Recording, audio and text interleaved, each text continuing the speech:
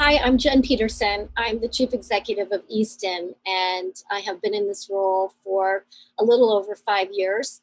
So 2020, like everyone has felt, has been an absolute crazy roller coaster. The shutdown um, was a really tough time for everyone. And I think the important focus that we had and continue to have was on safety, the safety of our guests, of our tenants and merchant partners, as well as our team.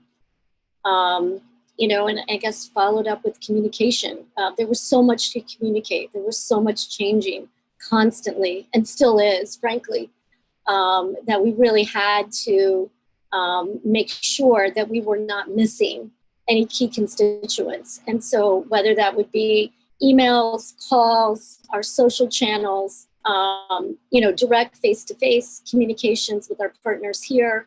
Our team literally has worked around the clock since the shutdown, and then really supporting all of our tenants. During the lockdown, we still had 3 grocery stores that were deemed essential that remained open and served the community, as well as nearly 25 of our restaurants. We had 25 curbside locations throughout the property with flags and signage to let people know, these places were open and that they could get carry out and curbside delivered from those brands. And also that we were supportive of the innovation, that different brands were trying things. We were giving restaurants Easton gift cards to play with and to try unique sort of customer engagement strategies. North Star stepped up and did this really cool parking lot brunch where they had their team, even some of their owners, on roller skates, delivering food to cars, which was really cool. I am the head of strategy and insights at Big Red Rooster, and we are a strategic brand and design firm. So early in the pandemic, we identified 7 changing consumer behaviors that are going to continue to impact the world of retail in the wake of the pandemic go forward. And we've been tracking what's happening with each of these behaviors via pulse studies that we're fielding every month. We're fielding these in partnership with Engine Group, and each month we're surveying 1,000 US adults, and we're census balanced to ensure that we're representative of the general population. So I wanted to talk a little bit about 2 of the behaviors, protecting personal space and contact avoidance. And these are certainly very obvious. They're some of the most overt responses to the pandemic, but we need to understand the attitudes that are sort of underlying these behaviors and why consumers are so hyper aware of hygiene and how they're adapting their behaviors accordingly. So we start by understanding their general attitudes. We, back in March, started to ask consumers, how concerned are you about the coronavirus? And what we're seeing is that the concern is remaining relatively high. So we talked to consumers about how safe they felt on their last shopping trip. And only 27% of consumers in late September told us that they felt safe.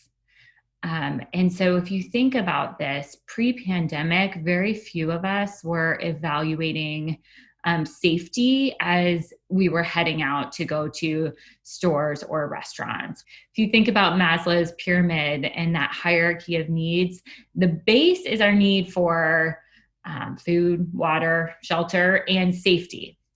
And so most of us were operating at the top of the pyramid, where we were satisfying our needs for self-actualization as we went out and we made decisions about the brands and retailers that we wanted to shop. So think about Nike and being the athlete in all of us and being the best version of who we could be.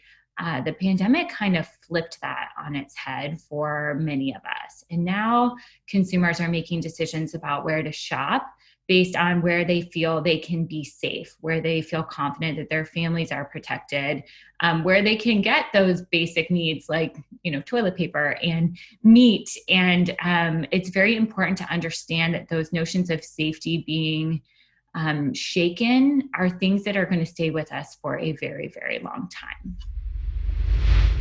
Hi, I'm Rachel Williamson, the owner of a company called Running Great Stores. As you can imagine, it's all about retail.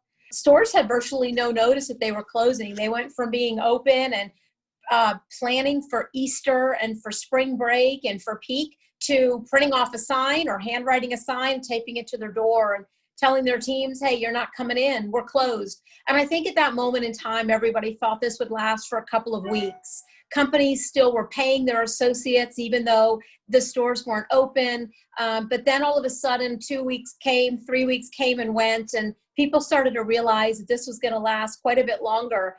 We had associates that, they didn't know if and when they would ever be back in their stores. They had inventory that had been piling up and markdowns they were going to do and floor sets that they were going to complete, and it all came to a standstill.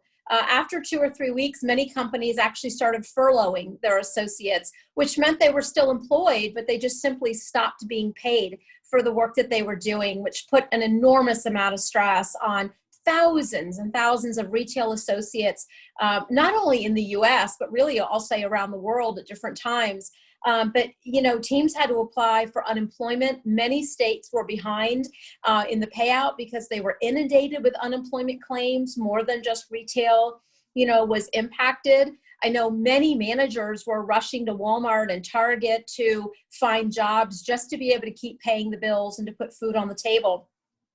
Companies just couldn't tell their associates when they were going to be back at work.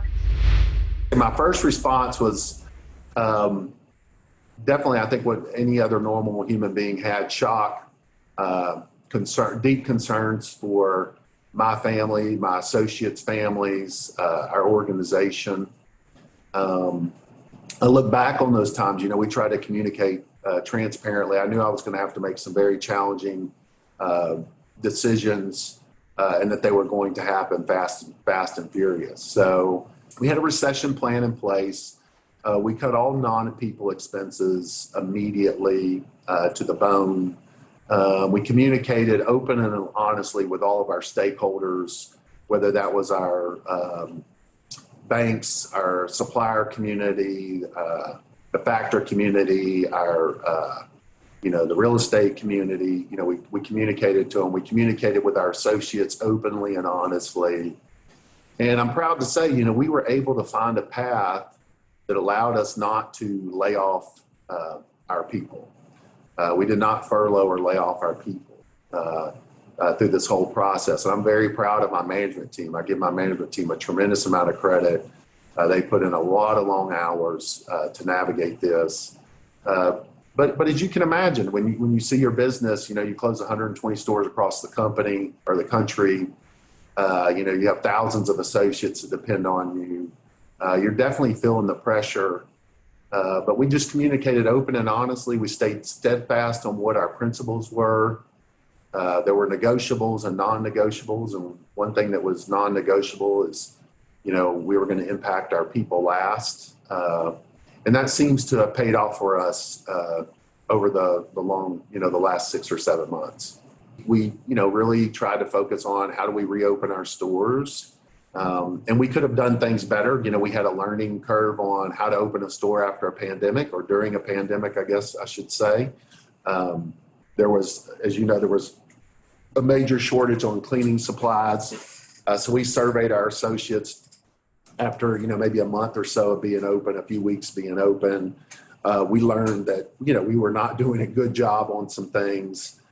We got that information on a Monday and tried to answer their call and criticism by Friday.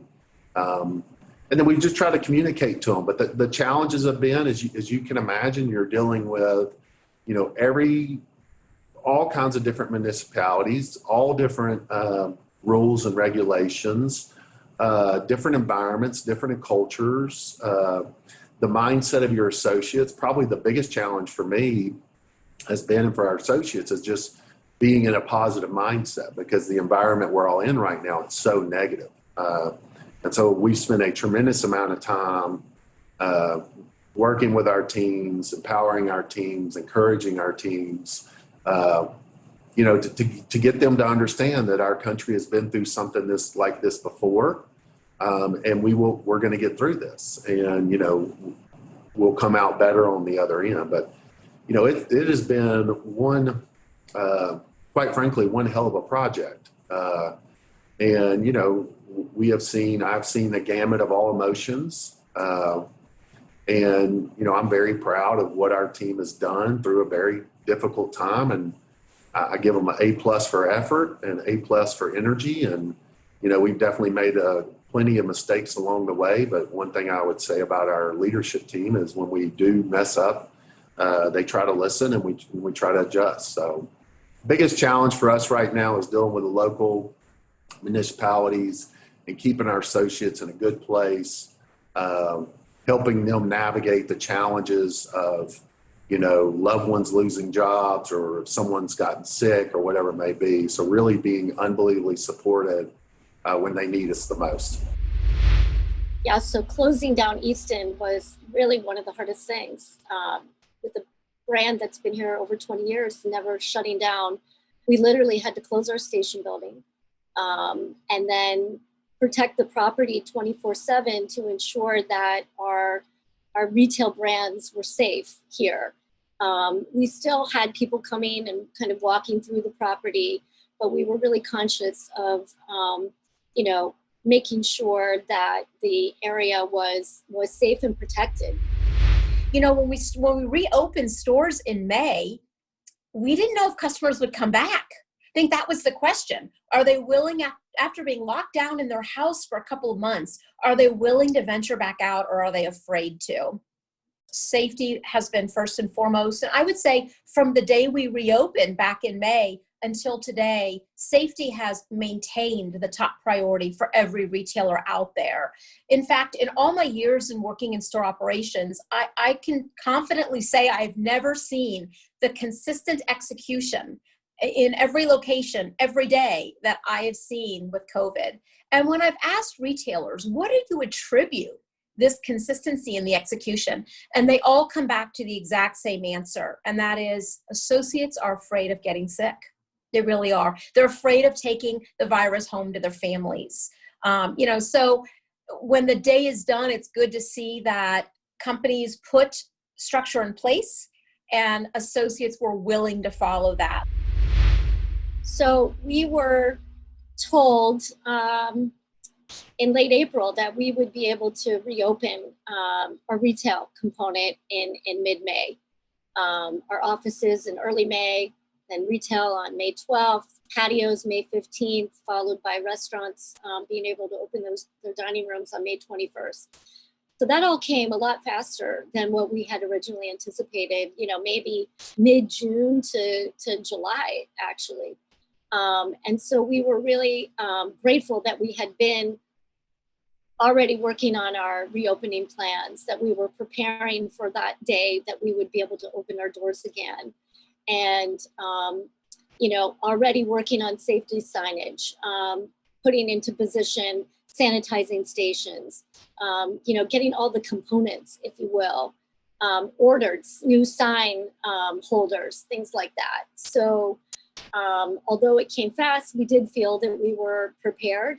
And again, we put 1,000% of our energy on the safety piece first, so that we would ensure that once guests did come back to Easton, that they could feel safe here. Signage, the sanitizing stations, having one-way staircases and entries, having limited capacity on elevators. So throughout the property, in our office environment, as well as in the station building, that was more important than ever. But combined with a kind of a loving message that, we are back, our doors are open, our hearts are open, and, our doors are open for you. We've also called to arms our own superhero, Easton Man.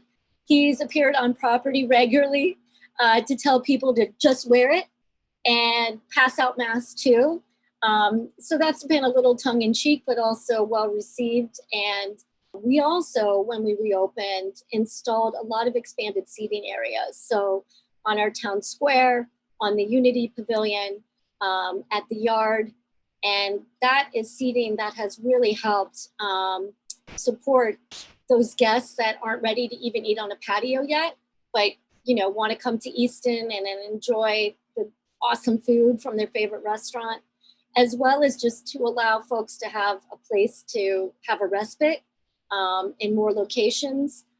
We installed some really cool, colorful swings up at the Yard recently that we've heard from every brand up there that they really appreciate as folks are on a wait. With limited capacity still and 6-foot distance required in restaurants and retail locations. That's been a nice place for people to just kind of hang out and have a moment. And we know that going into the winter, the patios are going to stay open. Many of the restaurants have heaters so that they can still keep the guests warm while they're out there and allow them that option to be outside.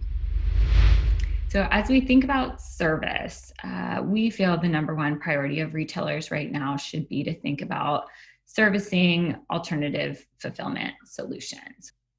We have some data we've been collecting about ways in which consumers are adjusting their own behaviors to address unmet needs that they feel are not being met by retailers. And I'm going to share with you what's on this slide. So the first data point is that 80% of consumers told us they tried to get in and out as quickly as possible on their last shopping trip. So we need to service these quick trip scenarios and think about how we're enabling browsing and impulse when consumers are very functional in terms of those trip drivers. 79% of consumers tried to touch as few products as possible. Again, that contact avoidance is coming into play there and really hurting any of our product categories that do rely on the tactile experience to drive the conversion. 80% of consumers did tell us they were able to keep their distance from other customers.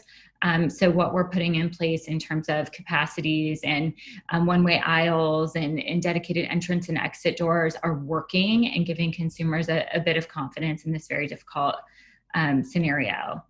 59% of consumers told us that they're avoiding interaction with employees. So again, to protect their personal space, to avoid contact, they're simply not interacting with employees, which can be really detrimental in high service type of environments. 53% of consumers told us that they wish they had the option to use self-checkout, another behavior that is really accelerating on the adoption curve and that we need to think about as sort of a standard of expectations go forward. And then finally, 41% of consumers told us that they bought items they don't normally purchase to avoid going to other stores. And we're hearing a lot about this idea of stocking up. So it's fewer trips, bigger baskets, and we need to think about what complementary products we might be able to offer to satisfy that need to avoid the second trip, or perhaps where our brands should be showing up in new and different ways if we're not getting that, if we're usually the recipient of that second trip and we're not getting that trip from consumers. So we are blessed to be at about 80% of our traffic levels right now, in October. That took some time to get to this point. We've also had, from day one of the reopen, pop-up musicians here on the weekends, chalk artists creating unique little renderings on buildings, on sidewalks, in places that would be unexpected and surprising.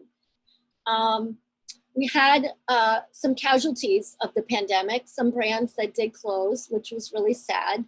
One of them was Bon V, with the sale of Brio Bravo to a new owner. That Bon V location was closed. And so we had Vision doing kind of an uplifting installation there with paint and creating sunbeams almost off of the roof with ribbon tape that, reimagined the sunbeams. And that plan changed pretty dramatically when George Floyd was murdered and the ensuing protests that came and really the uprising of the Black Lives Matter movement.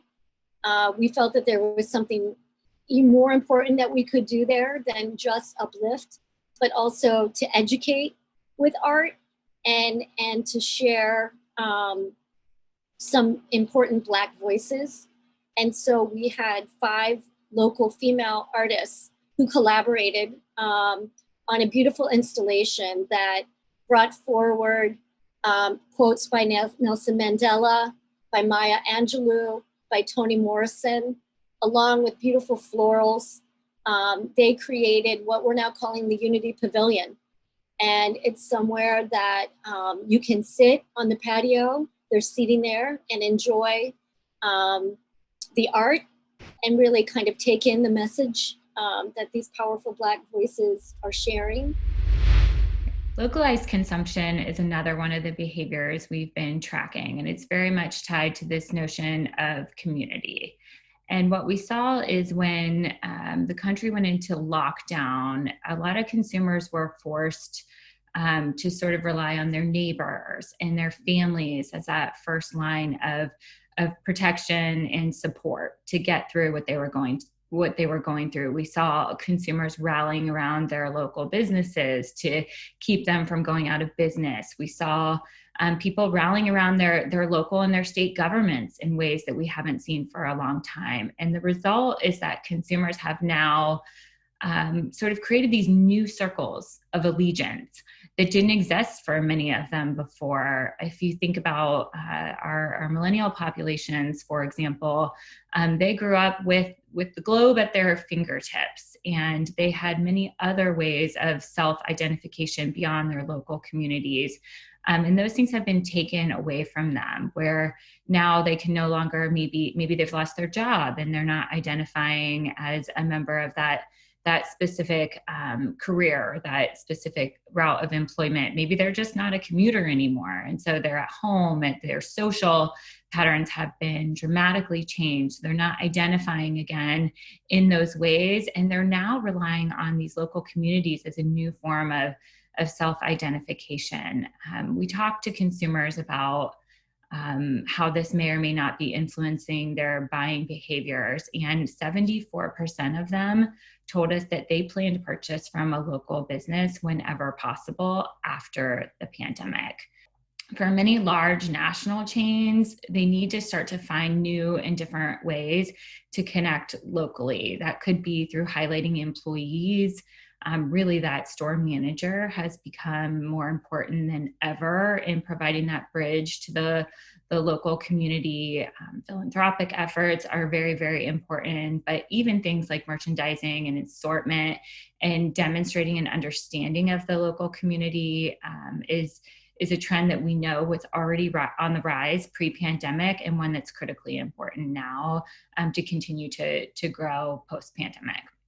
We also saw one of my favorite hometown heroes, BrewDog is a global spirits company, and they partnered with an apparel company, Homage, and started to offer some survival kits where they would deliver the 6-pack of beer and the sweats needed to get through that spring time period. And that local connection made a lot of sense for such a huge global retailer to connect locally and show that they were supporting local businesses and they were rallying together with their consumers to strengthen the community at a time when it was of the utmost importance.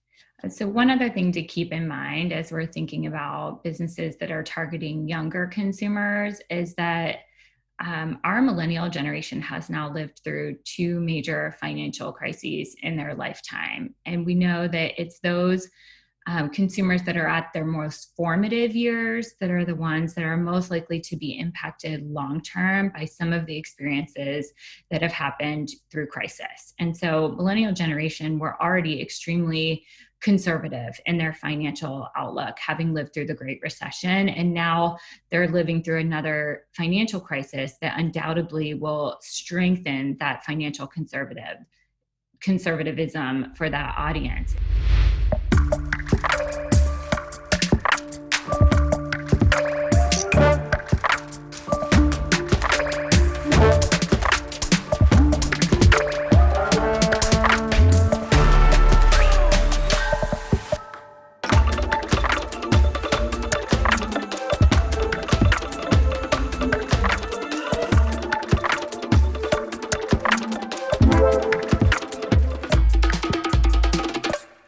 No more sizing charts, disappointing purchases, or mailing returns. Mive takes the risk out of online shopping. Our digital sizing and outfit curation tools allow you to personalize your shopping experience without the need for a fitting room. With just 2 pictures, we capture your body's measurements and pre-populate Mive's marketplace of women's contemporary brands with items reviewed by women closest to your size and shape.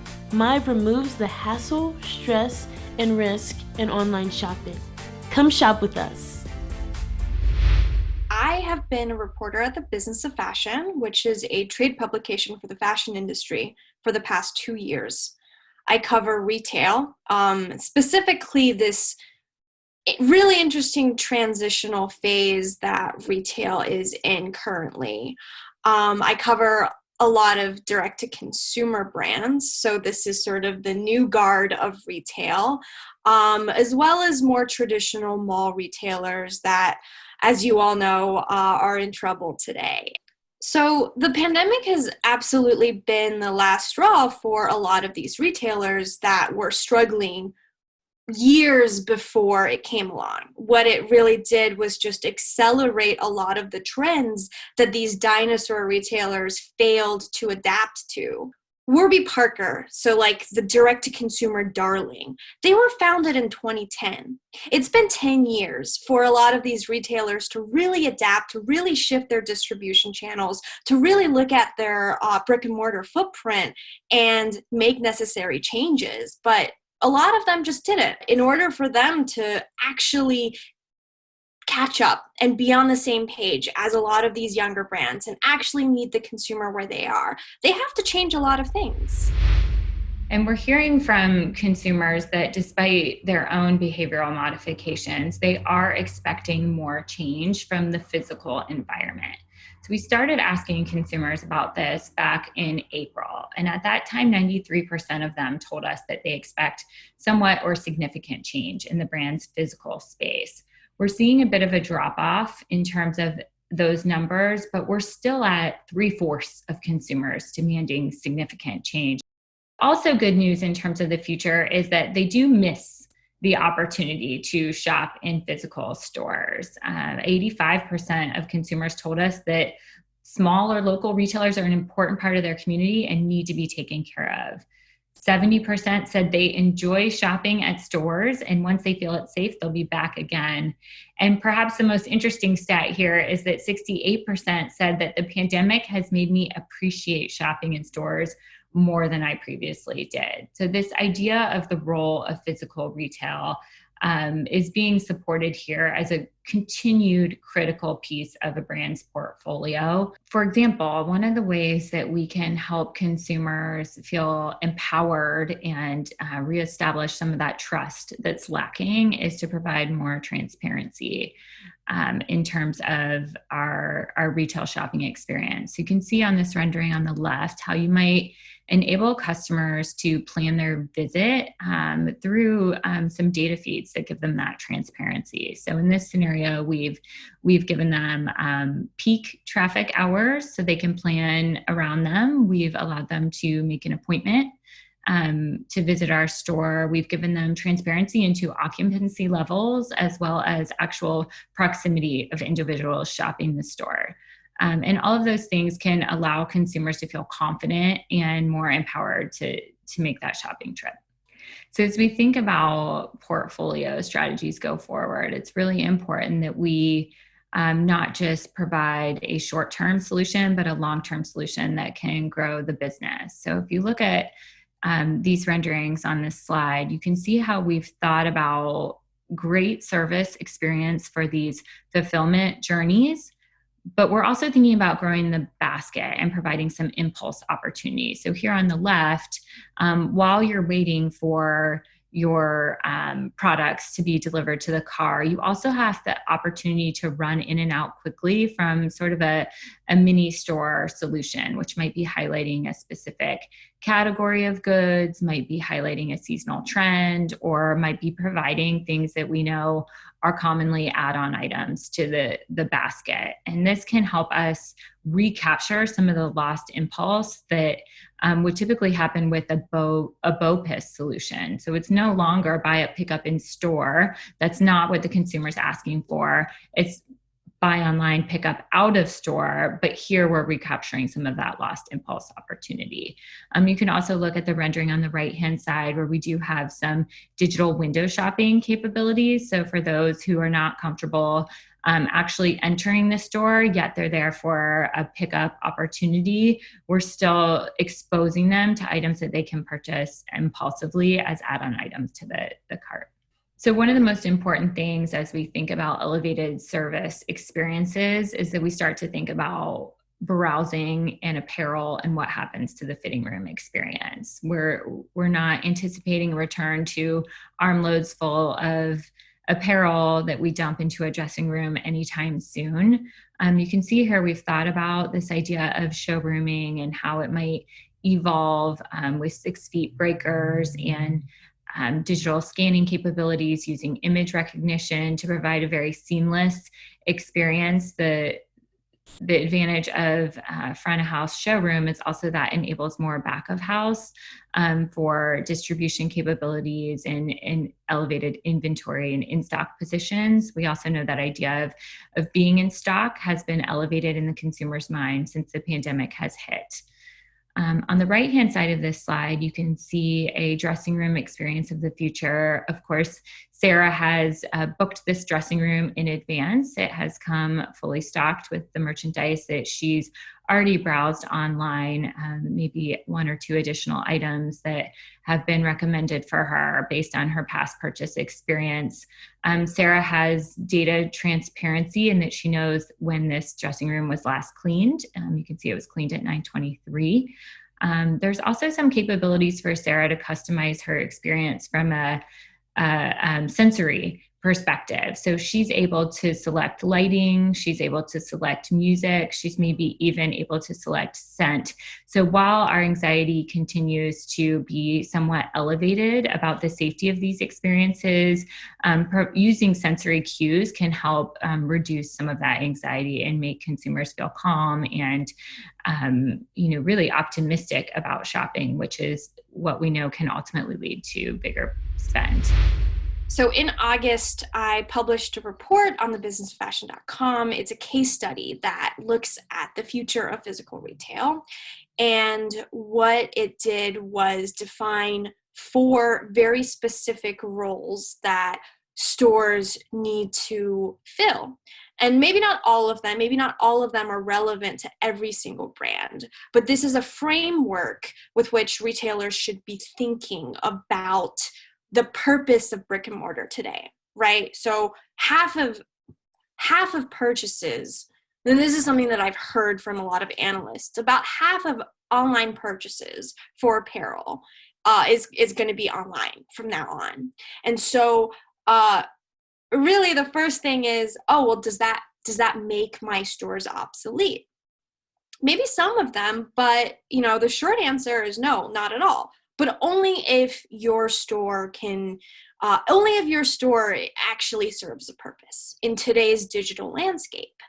And so these sort of 4 quintessential big roles are: 1, store as a service touch point where customers can engage with the product, or they can pick up an online product, or sort of just first interaction with the brand. So this is extremely important. The second one is the store as a community hub. So this is the idea that your store is a location, is a venue that serves your brand's customers. What your brand's customers are looking to connect with one another, especially in today's day and age where we're all isolated in our homes. They want connection. They want emotional meaning. And by hosting events, hosting, little even just like holiday parties that invite your VIP customers, collaborating with other organizations or companies, inviting experts in to host some sort of panel, and then reaching out to your community, that is going to cement the purpose of your store, right? Because all of a sudden it's not just a store. The store becomes a place where your consumers can get something else out of being there beyond just a transaction. And that's something that's going to really drive loyalty. And then the third purpose is the store as a brand billboard. So this is the idea that instead of spending millions of dollars on Instagram ads and Facebook ads and Google search, you can use your store as a means of acquiring customers. Every time someone walks by your store and register your brand and internalize it, that is effective marketing. And hopefully they walk into the store as well. But the store in today's digital landscape is very much a channel of marketing. And to really bring it home, not only should the location serve as sort of this running ad, when a customer enters the store, they should be able to find out more about the brand. They should be able to learn more about the brand. Maybe there's original content that sales associates can show the customer. If you are a multi-brand retailer, if you carry multiple brands, let sales associates inform the customers of the unique stories behind each collection and each brand. And then finally, the fourth component, which really includes many elements from the three prior ones, is the store as immersive entertainment, the store as a source of fun and delight. And, this goes back to what I was saying about younger consumers needing a real reason to visit the store. And this isn't just, it's not just having some Instagram backdrop where they can hashtag the store and take photos, although that is certainly one iteration of entertainment. But this is the idea that, your store can offer something novel to the consumer. And it's important to keep in mind that novel concepts in a store should be constantly refreshed so it doesn't get old. And, we've talked about stores with roller coasters or some sort of rides, or, a lot of these things have become gimmicky these days. And the more reliable things that you can incorporate into your store to count as entertainment may be food and beverage options, and again, events, which go back to this idea that the store is a community hub. I think that Warby Parker is also a really great example of using that store as one of the many touch points in a customer's journey.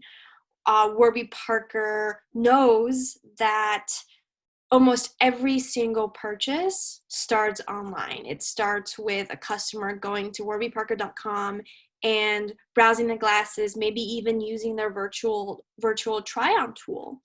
But 70% of their purchases today happen within the four walls of a store.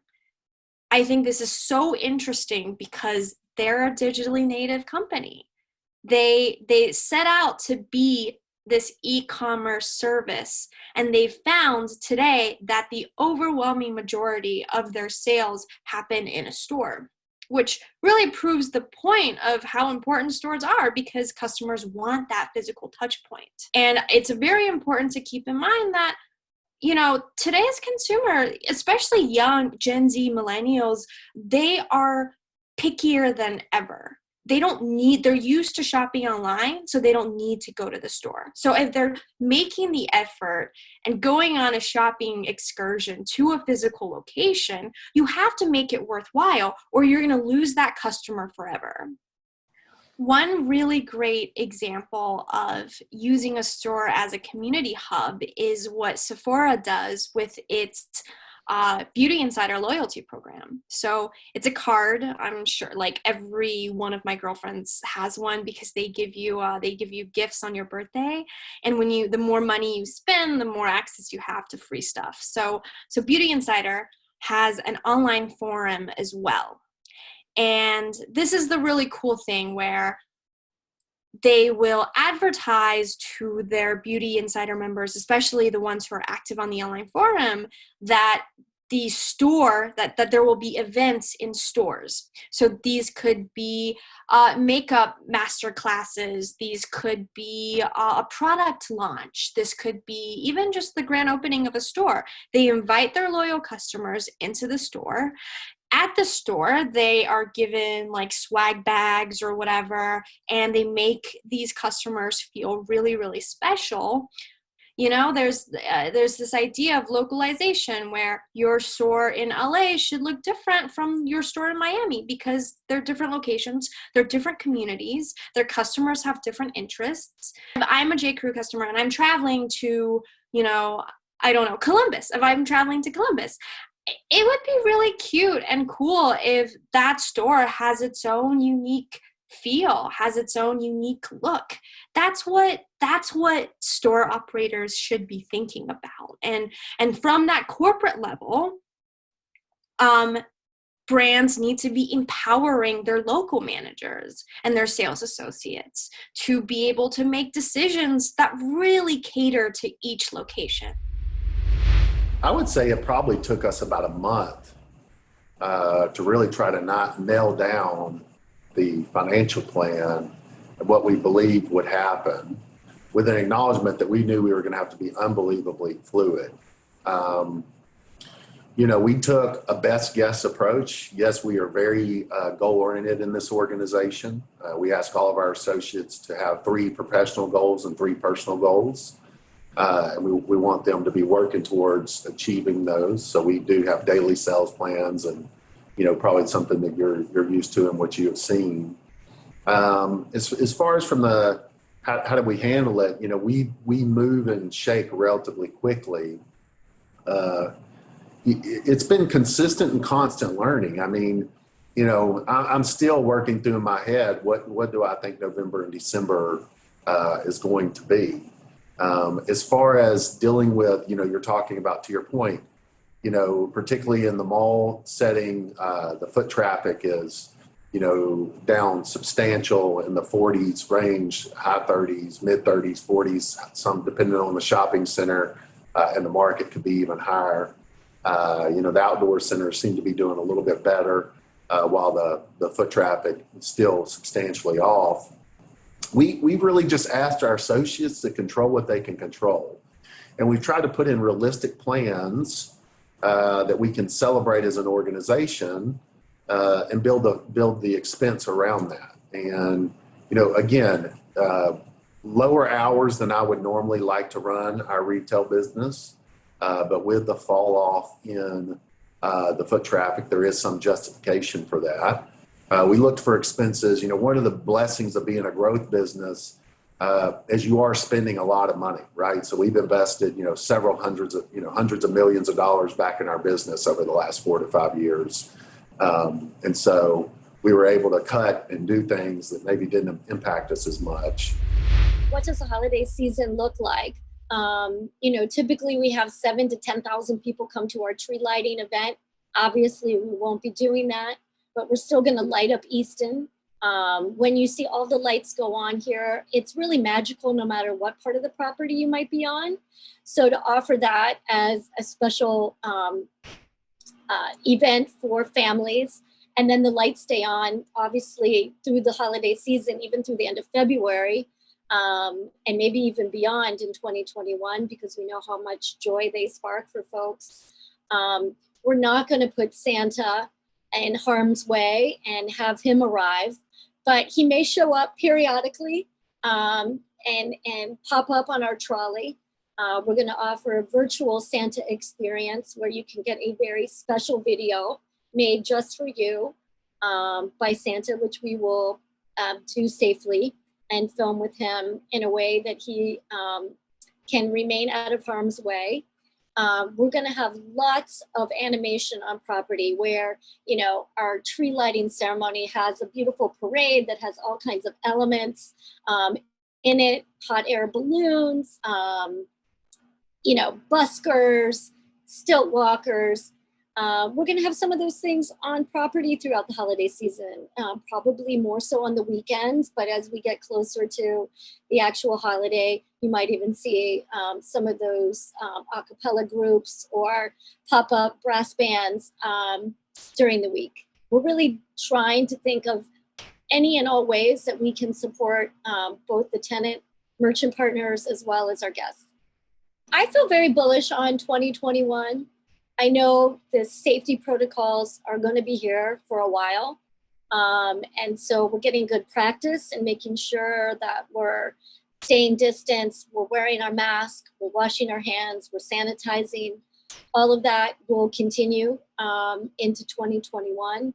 But I feel like we're having a moment where innovation and unique offerings are bubbling up. Brands are thinking about how to serve their guests in different ways. We're understanding how to meet our guests where they are.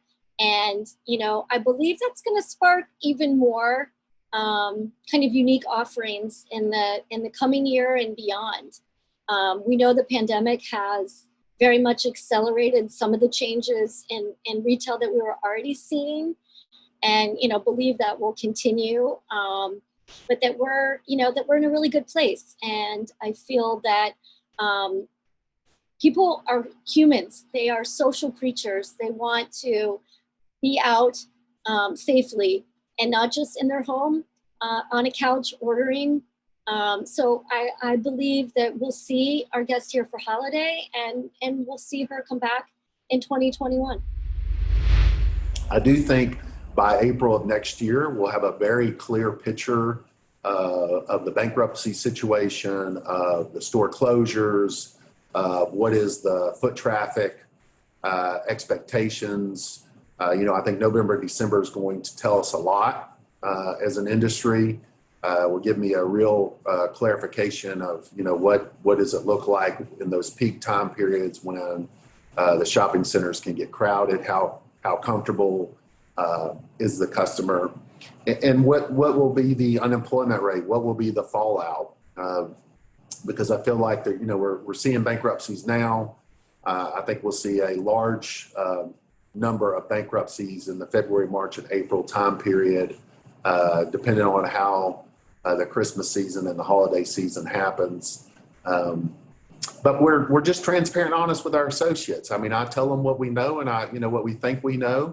Also share with them that, if I don't, that quite frankly, we're going with what our gut feeling is. And this is the decision we've made. But hopefully, us well enough to know that if we've made a mistake, we will make changes, midweek if that's what it takes. And whether that's adding payroll that we underestimated what the demand would be or whatever. So, I think communication right now and leadership skills right now are, it's always important, but I think they're at their highest need right now.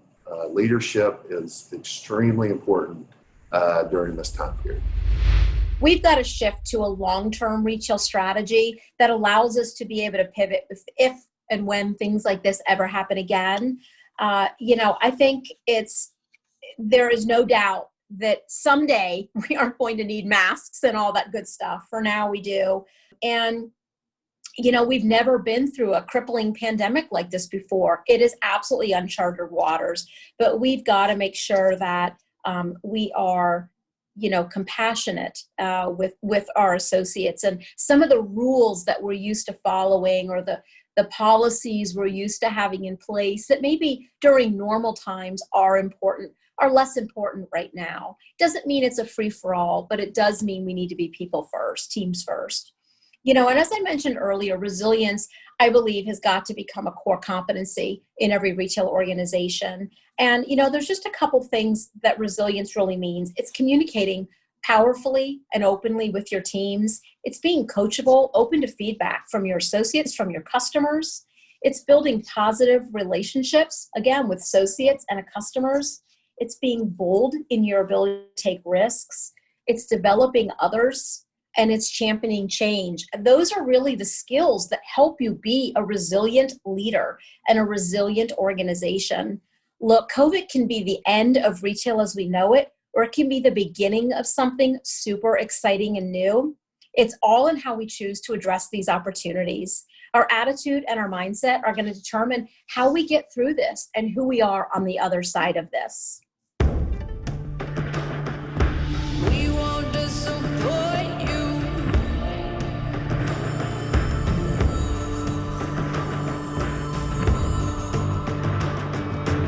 Meaning lies within you.